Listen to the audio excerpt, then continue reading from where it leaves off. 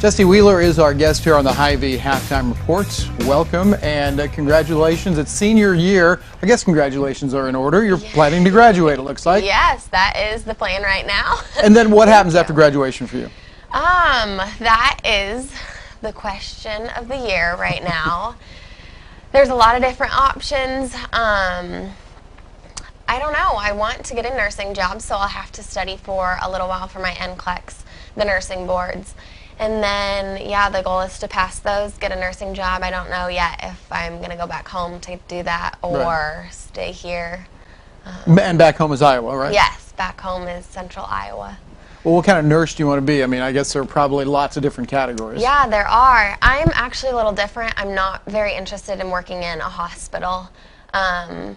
I'm more interested in the community aspect, and so whether that means working in a clinic of some sort, like I really like the free clinic aspect for homeless or lower income people who need those, still have those medical needs. Why is that? Well, you have some experience in that area? I don't have a lot of experience. My family has done a little bit of work through church with an Indian reservation in South Dakota. And so that's kind of why I went into nursing, is I'm really interested in medical missions, to go live internationally somewhere.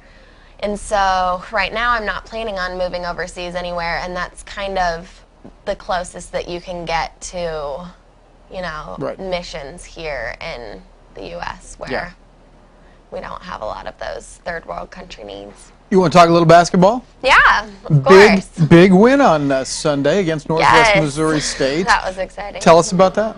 Well, the games are a little different now. There's a couple new rules that we are adjusting to.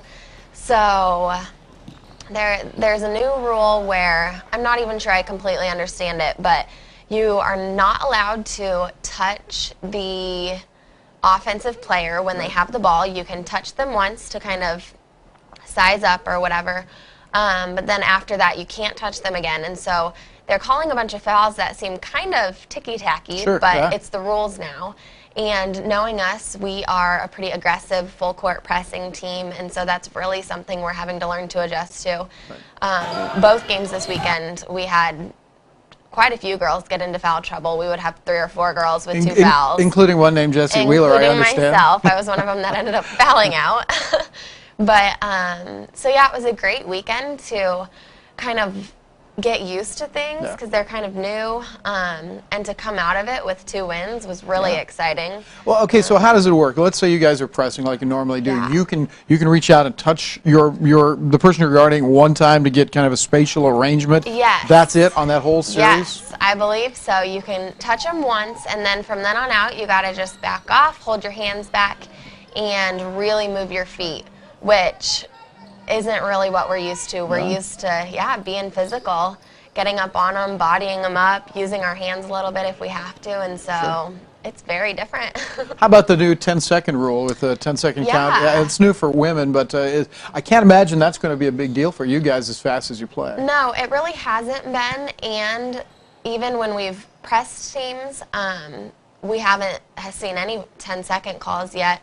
I think because the goal of our press is to really speed the other team up. They still don't spend a bunch of time in the backcourt, but we also don't have teams that, because we're pretty quick, teams don't normally full court press us. And so as long as our point guard gets over in 10 seconds, which she normally does, so that we can have as much time as possible to run our half-court offense, that's been fine so far. How about Northwest Missouri State? You guys are down fairly big, 6.5 or so minutes left. Come back and win it. What was that like? Yeah, it was really exciting. Actually, like I said, I was on the bench in foul trouble. Actually, I was fouled out by that point.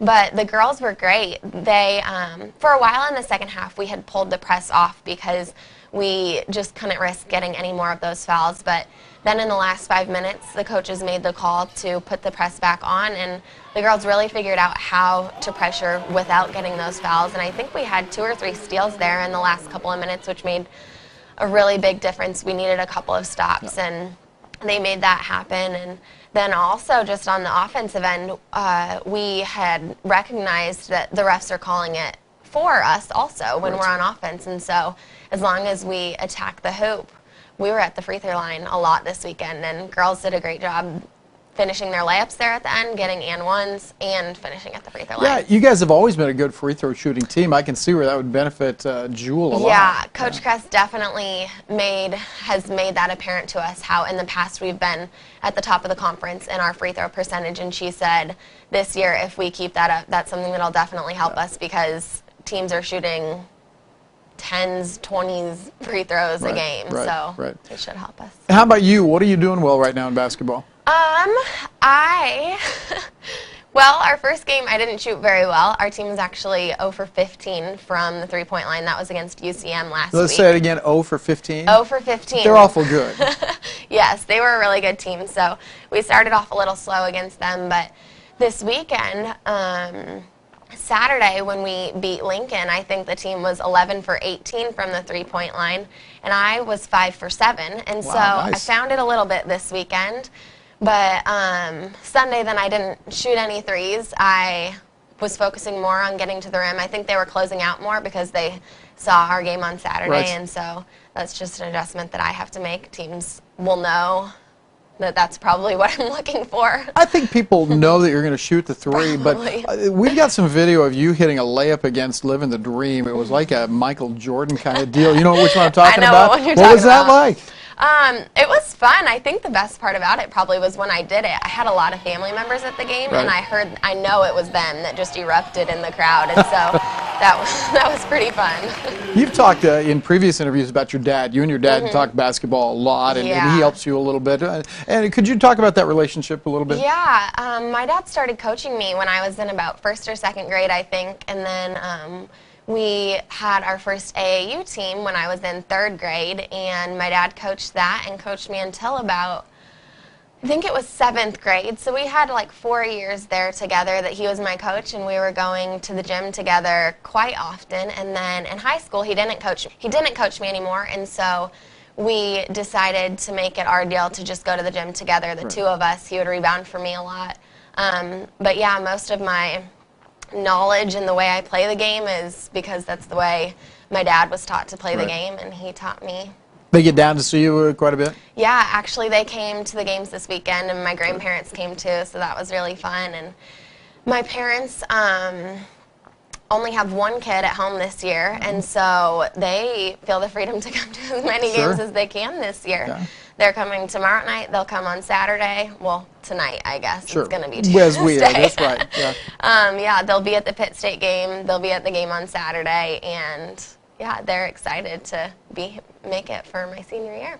Finally, give us a little bit of a snapshot about what it's been like to be a student athlete at Jewell, because I think at Jewell, I think you'd agree with me, the student part generally comes first. Yeah, it definitely does, and that's something that I appreciate as a student athlete, is that I really came to Jewell for the education, and basketball is a way to get that done and a fun thing to do on the side of that, you know. And so Coach Kress and all the coaches here do a great job of recognizing that we are here to get an education, because that's what will affect us for the rest of our lives. That will help us get a job and support our families. And so, yeah, there's a lot of times that we are missing classes only for games. They always put class in front of practice. It's just something that we have to do here at Jewell. And but the teachers and coaches both do a wonderful job of keeping us up to date and involved in the classroom, even if we aren't there. And there's a lot of time that goes into studying outside of practice and outside of class. And so I guess it probably takes away from our social life a little bit, but it's something that's probably worth it in the end, because basketball can kind of be seen as a social thing too. We love our teammates, and so I love being a student athlete. It's quite a blessing.